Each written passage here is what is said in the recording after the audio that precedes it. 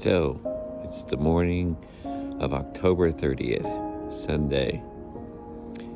We are scheduled to depart about 6:45 this morning from San Diego and head towards Ensenada, Mexico. It's about 65 nautical miles, so we need to leave at 6:45 to 7 o'clock to get there about 3 o'clock, and need to maintain probably about 8 knots so that we can cover the 65 miles or so. We always have current wind against us. In this case, we have a prevailing wind with us, so we should make pretty good time. They like us to get in before 5 o'clock so they can do the health check. Otherwise, we can't get off the boat until Monday, check-in day, which we will also cover. So this is the beginning of the trip. We have an extra crew member, Larry Davis, with us, and he'll be helping pilot the boat when we make those 200-mile passages at a time. He'll take one of the shifts and give us a break. Otherwise, I think we are finally ready to go. This has been nearly a year and a half in the planning. I think the boat is in pretty good shape for the trip, and we hope to push off here within the hour. So the next video will be arrival at Ensenada and probably a few clips in between. Maybe we'll see a whale or a dolphin or two. Okay, so before we pull off the dock, we always follow our checklist.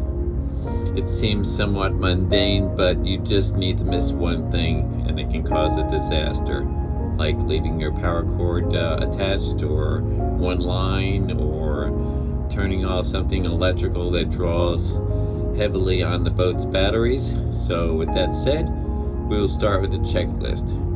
Okay, so first we started with how our winds and tides. It's pretty still. There's no wind really for right now, but that will tell Bill what to tell me to take which lines off.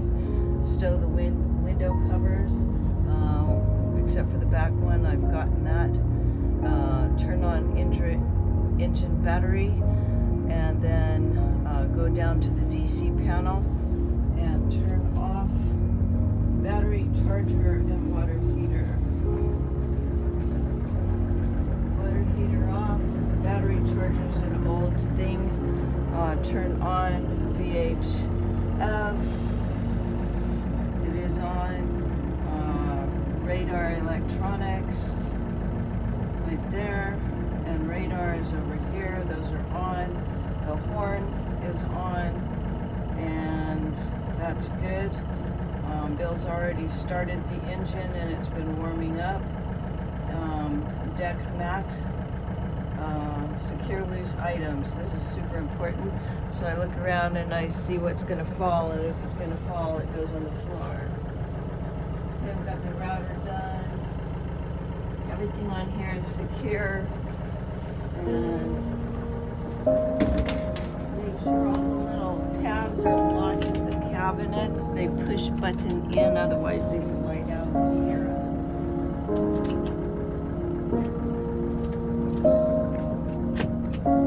Okay, so I push these little buttons in so they're locked. And these are locked so they don't slide out. And cabinet here.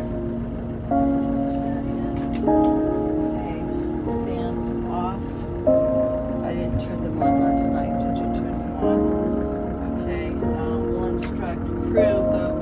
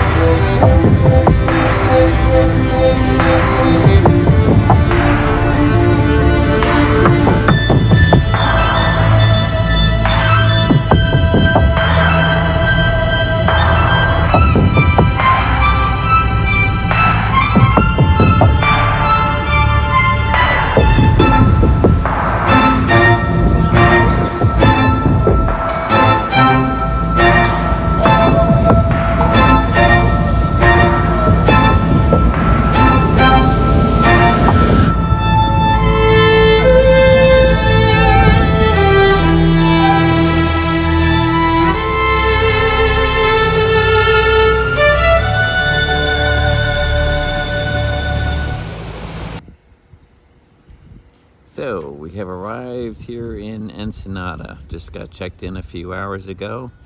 We were hoping that we could stay for about a week. It looked like there was clear weather around next Sunday. Nice weather window anyway, but the weather has changed on us.